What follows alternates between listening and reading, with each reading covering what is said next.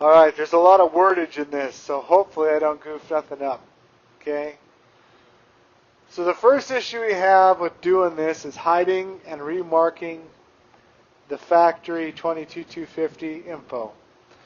So the first time I did this, I cut the shoulder and the breech off 180 degrees, so all that was hidden underneath the stock. Life was grand. I chambered it, and lo and behold, when I chambered it with just doing a 180 degree rotation, it didn't clean up the factory 22250 throat area.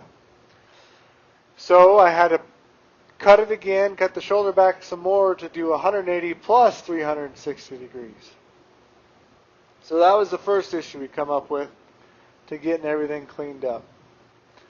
Tikka's barrels are pretty decent, but I found that some of them are not 100% concentric to the bore of the rifle. So I'm going to write a program that cuts the shoulder back to make the chamber clear up, cut the breech off for the bolt nose clearance, and then I'm going to come in with a carbide boring bar and just do a really light skim pass that matches the case taper of a 22 Creedmoor. And then after I do that skim pass, I'll actually program in this radius so I don't have to come back and do it later on. So in doing this, we'll have a area of the bore of the factory rifle that's 100% concentric to the bore of the rifle. We'll have the barrel set back far enough that we got a completely new throat that matches the 22 Creedmoor. And when this is turned 360 plus 180 degrees, we'll be able to mark the outside of the barrel 22 Creedmoor so it looks like it was factory. Alright, so I put my clamp, my aluminum bushing, so it's on the side so the vise can clamp down around it. The taper is matched perfectly to the tenon of a Tikka. I cut it out on the lathe. The next thing I did, you can't hardly see it, but I put a little witness mark there with the center punch. And the reason we put it there is this part of the barrel is going to be underneath. And we need to know where it's at on the lathe because this is all going to be hidden inside. So we need to know where it's at where we're cutting. So we're going to take that witness mark right there, and that's going to be used for our clocking. And after we make our cuts, that clock will be underneath. So gunsmiths and math, we suck at it. But let me explain this to you. This works for actions. This works for anything you need to time. If you need to time a muzzle brake, it's the same thing. So when you guys look at a spec inch by 16, that's a 1 inch in a 1 inch length with 16 threads per inch. We divide 1 by 16, and that gives us a decimal reading. And the decimal reading is 0.0625. So every revolution, per revolution, we turn a nut or an action or anything. In one full revolution, it's going to move with 16 ppi, 0.0625, 62.5 thousandths per rev. Okay. So now we got to convert that distance into degrees. So we got a 360 degree circle. So we take 0.0625 and divide it by 360 degrees in a circle because we need to clock it using a circle. And that equals 0.000173611111 forever. Okay? So that's how much it moves per degree. So we got 360 degrees plus 180 degrees equals 560 degrees, right? We do that, and we get 97 thousandths and 2/10. And it goes on to infinity. So by theory, if we take this barrel, and we take this shoulder right here, and move it 97 2/10, will be clocked 180 degrees from what it was from factory. I know so far I've done about 7 or 8 of these, and the math has all worked. I've also used this same math to time muzzle brakes. It also works. So that's just a little heads up, a little equation that helps you guys time stuff without guessing. The only change you'll have to make to this whole equation is this number. If that was 24 threads per inch, you just do 1 divided by 24. And then just whatever it equals, just move it down and the rest of it all works. Alright, we got that scary math out of the way. And now we got to draw up our tenon. Well, I did that off the screen. And it's just a basic Tikka tenon. The only difference is I didn't put no threads. And I made this 200 thousandths wide because we didn't want that ridge there to get hung up on the receiver face from the old threads. So life is wonderful here. Got everything drawn up. So we're going to go to our setup. And we want to set our work face origin to this one right here. So origin, selected point, and it's right there. The reason being, all our measurements that we're going to do or matter, that 97 and 2/10, we need to take off here. So what this thing's going to do is we're going to put our work set origin here. We're going to subtract 97 and 2/10 from it, and it's going to cut and go back and go back and go back. So this is where all our work was going to origin from. If we originated from here, we'd have to do math, and that could cause some error. So starting here, we won't have to do no math, and it'll push everything forward to that in Fusion. First step is a drill cycle with an indicator on it. I'll show you that in the lathe. Then it's going to come over and profile everything. I'm going to go over profile. Life is good there. It's going to go back to front because we don't want to put any burrs on the blue to scratch it. Then it's going to do a finishing pass. Once the finishing pass is complete, it's going to do a facing pass because this cone is going to come out 97,000 2/10. So it's going to face them off. Then we're going to go in and we're going to bore it. And the reason we're going to bore it is 22-250s have a lot of angle in their case, where a Creedmoor doesn't. And most of the Tikkas that I've measured have a lot of runout on the back. We'll see if this one does. So that runout, if we clean out the front of the chamber, that reamer will follow the perfectly bored chamber that we cut with the boring bar. So that's just a roughing cycle. Then we got our finishing cycle. Then we move on to our reaming step. We punch everything out and ream everything. Life is good. And then once everything's reamed out, then we do our final finish ream. And what that does is it goes in and then stops. And once it stops, it won't scratch the chamber when it comes out. So using a piece of paper against my face here, I set my 0. We're going to go offset, handle jog, offset, and we're going to go over to Z face origin, or Z face measure. So that tells the computer where that cutter is in relation to anything. So then we're going to go up, and since we're using G55 offsets, I use a G54 for like drill bits and things like that. We're going to enter 0.0972 negative. So what that's going to do is go from that face and just shift all our tools over to that number. So now when we come in here, the computer is going to do the math and move it over for us before it starts cutting the other stuff.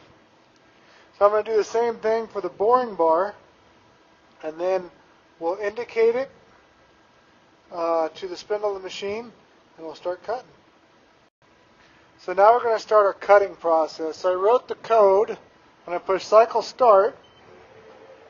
It brings it up to my belly, and then I can go here, and when I push cycle start again, this will start turning slow as a drilling cycle. I just robbed it. And it stops on the center line of the machine. So I can reset, handle jog. Now I can do my indicating. I don't have to guess where 0 is because I already zeroed this tool. So the first indication I'm going to do is the angular runout, and then we'll come back and we'll do our radial runout. So now I got the angular runout adjusted. You can see it bounces on the same spot, in and out. If we go 90 degrees, in, out, hits the same spot. So that means it's in our lathe parallel to the spindle. But if we rotate this, you can see how we're bouncing back and forth. We're not radially in line. So I'm going to switch this indicator out with one that's 3 times as touchy and set that. So we switched out the other indicator, and now see how much we're sweeping? So I'm going to adjust all that out. Alright, so we're bouncing on 0. Before we got all the angular adjustment out of it. Now we got all the radial adjustment out of it. So let's see how good of a job Tikka did with their chamber. So put it on the old needle here and spin it. Woo, Tikka, 5 thousandths run out. That's quite a bit. That might be a new high water mark for us. So yeah, 5 thou run out. That's not good. But the way I'm doing it, this is going to come in, and we're going to cut the shoulder back 97 2/10. It'll face it off 97 2/10. So we can screw our action on, and it'll be clocked underneath to our witness mark. And then we're going to come in with the boring bar and bore out that 22-250 chamber down in there. So now when the reamer goes in, it'll follow that perfectly concentric hole that we did with the boring bar, and our chamber will then be better than factory original. So we set our work set offsets off that shoulder. Now we're going across. This, because it thinks this is a whole new barrel.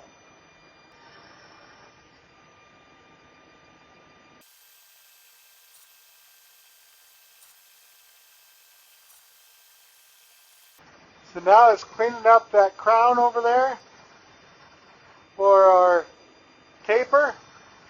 Now it's cleaning that inner shoulder out. Next thing we're going to do is push cycle start again. It's going to do its finish pass.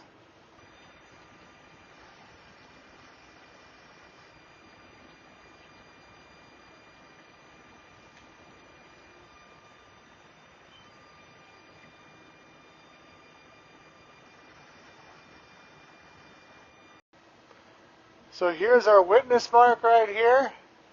Here's the bottom of the action. Once we torque that down, we'll be able to line up the witness mark perfectly with the center of this action. So our clocking worked 100% perfect. So the next thing we're going to do is we're going to face this off. And it's going to slowly step over to give us our 985 thousandths clearance from the bolt to the shoulder, so our bolt will close.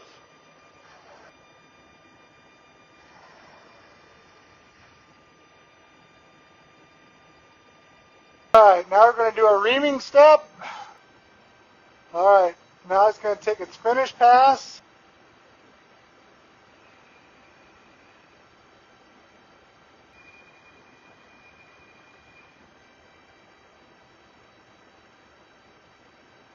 We got a brand new hole that's down in there, perfectly concentric to the spindle of the machine.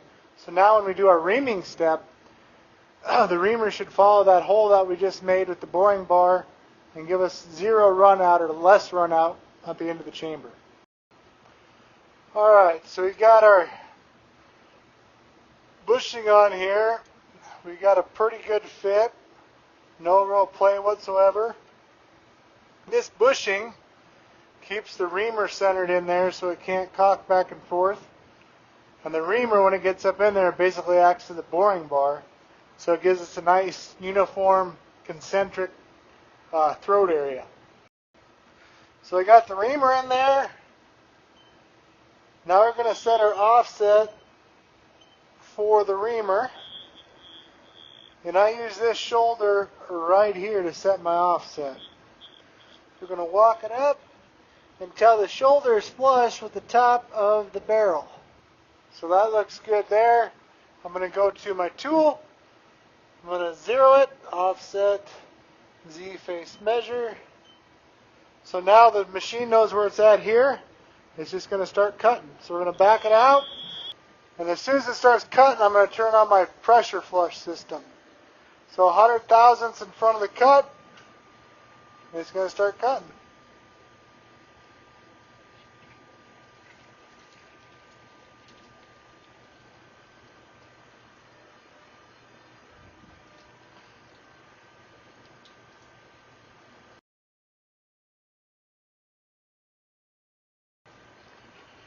Alright, you guys want to know if you're getting run out in your chamber with the dial indicator before you're doing it?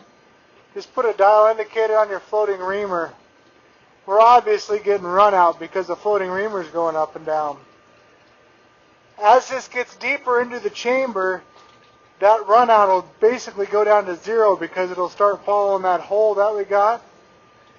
And then after it's all the way in there, when we get back to this part of the reamer, we'll basically have a chamber with 0 runout.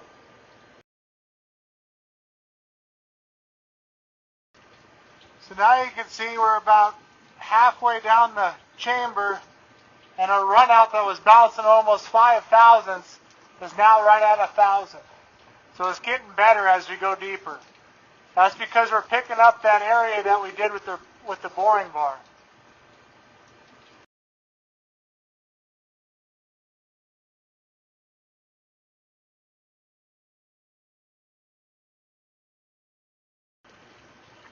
Now watch your needle. Now it's barely moving maybe a 1/2 thousandth of an inch. We're getting deeper and deeper into there. We still got another 200 thousandths to go. So hopefully it'll stop moving completely when it's cutting when we get that deep.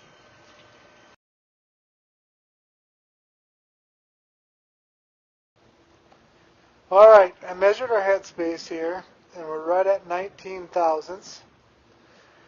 So you figure thousandths for crush is 20, plus 2 for headspace clearance, that's 72.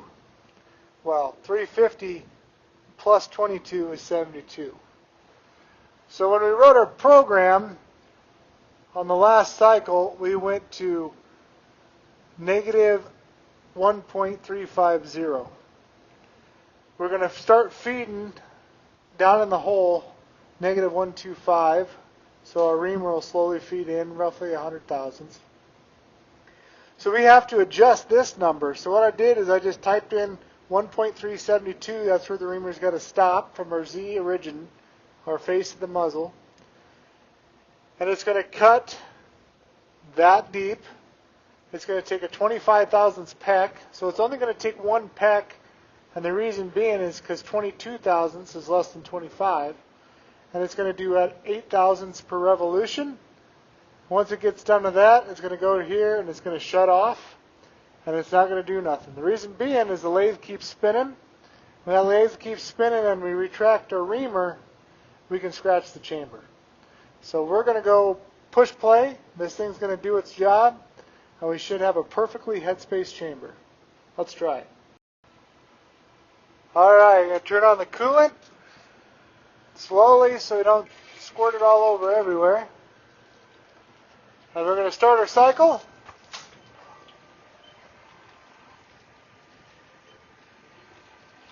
going to go in. I'm going to go 5% rapid here.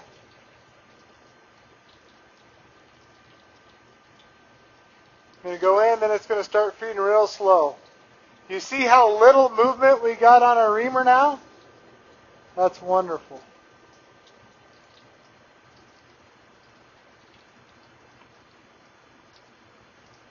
Goes to 0. Now it should go in, start its feeding, and then the machine should shut off. Hear it cutting, and she's done. So now when we pull it out, the lathe isn't going to be spinning to scratch the chamber, and we should be head spaced. So we're going to pull it out nice and slow and easy so we don't scratch nothing. Roll out our chamber and check our head space. Alright, got the go gauge in. Goes, no issues. Now we're going to get the no-go gauge. Got the no-go gauge here.